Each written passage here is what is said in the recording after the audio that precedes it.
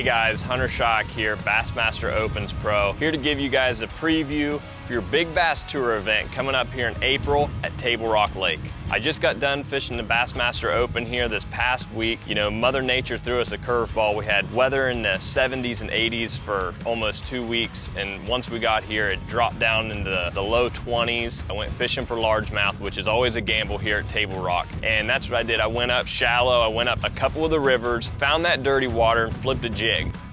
And there was big largemouth in there to be caught. I just don't think there was enough of them up there yet. I feel like if the weather would have been a little more stable, the bite would have been better for me and for everyone. But that's the way it goes, you know. But the good thing for you guys is when you get here in April, I feel like the conditions are going to stabilize and those fish are going to make a big surge to the banks.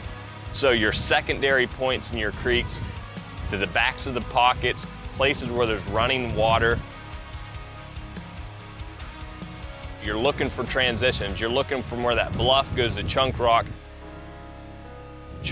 to pea gravel. You hear it all the time, but this is the stuff that's key here. And getting back in those pockets where it starts to transition, them fish are gonna be pulling up there and start spawning. And you're gonna be here at the best time to be fishing Table Rock to catch big fish. And that's the goal for you guys, to catch the biggest bass of the week, right? For me personally, I would wanna target largemouth just for the fact that those fish are gonna weigh a little more than the spotted bass and the smallmouth. A couple of my main baits this week was a black and blue jig and the traditional Table Rock crankbaits, you know, that run in that 6, 8 to 10 foot range. And the big thing for you guys is it's so spread out. There's so many miles and miles of lake to cover. A smart thing to do is to time exactly how long it's gonna take you to get back to the ramp. You gotta really strategize how you are gonna weigh your fish in. A good way to go about it is to come in right at the end of the hour, weigh in one fish, and if you have another one with you, weigh it right at the beginning. So that way you're maximizing your time when you're coming into weigh-in, and constantly check the leaderboard. You know, you have it on your phone there, you're getting the updates on the hour all day long. Keep that up to date because you want to know that fish is going to do you some good and not be wasting any more time. And last year it took at least a 3-pound fish to get it checked, so you want to make sure before you come to weigh in, make sure that fish is 3 pounds or bigger.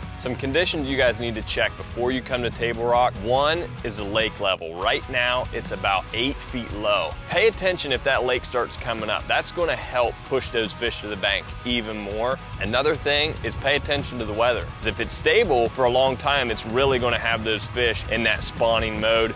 And if it isn't, you know, they're still going to be really hard in that pre-spawn mode. And don't forget you're in Branson with a lot of cool things to check out and see. And like I said, you guys are hitting Table Rock at the perfect time. This place is full of fish. You're gonna have a ton of fun. And I hope some of these tips I gave you are gonna help one of you guys win the Big Bass Tour event right here on Table Rock Lake.